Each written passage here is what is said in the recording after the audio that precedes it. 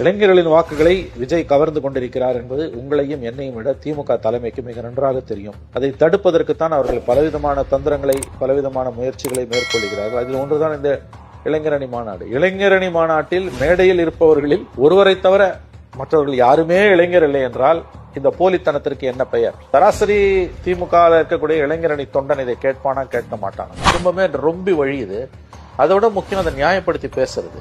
எல்லா கட்சியிலும் இருக்கிறது உண்மை, உங்க கட்சியில இருக்கா இல்லையா? திராவிட மாடல் பேசிட்டு அது முழுக்க முழுக்க வாரிசுகளால் நிரம்பி வழிகிறது என்ற ஃபேக்ட நான் கடந்து போகணுமா? நான் ரொம்ப சிம்பிளா கேட்கிறேன். குறைஞ்சபட்ச மனசாட்சி உள்ள திமுக நண்பர்களை பார்த்து கேட்பது, கூட்டம் முடிஞ்ச உடனே விஜய் கட்சியோட தூய்மை பணியாளர்கள் தான் அந்த இடத்தை சுத்தம் செய்யணும். இத்தகைய நிபந்தனைகள் கடந்த காலங்களில் யாருக்காவது விதிக்கப்பட்டிருக்கான்னு எனக்கு தெரியல. ஒரு கட்சி கூட்டம் முடியுது, எடப்பாடி கூட்டம் முடிஞ்சோன்னா அதிமுக தொண்டர்கள் தான் இடத்த சுத்தம் பண்ணணும். இப்போ மோடியோட ஒரு கூட்டம் முடியுது, பிஜேபி தொண்டர்கள் தான் அங்க சுத்தம் செய்யணும். இப்போ ஸ்டாலின் கூட்டம் முடிஞ்சோன்னா திமுக தொண்டர்கள் தான் திருவண்ணாமலை கூட்டம் நடந்த இடத்த சுத்தம் பண்ணாங்களா, இல்ல மாநில அரசோட மாவட்ட நிர்வாகத்தோட நகராட்சி அல்லது மாநகராட்சி தூய்மை பணியாளர்கள் அதை சுத்தம் பண்ணாங்களாங்கிற கேள்வி எழுது. ஆப்வியஸ்லி அரசாங்க ஊழியர்கள் தான் சுத்தம் படுத்திருப்பாங்க. அப்ப விஜய்க்கு மட்டும் எதுக்கு இந்த கட்டுப்பாடு விதிக்கிறேன்?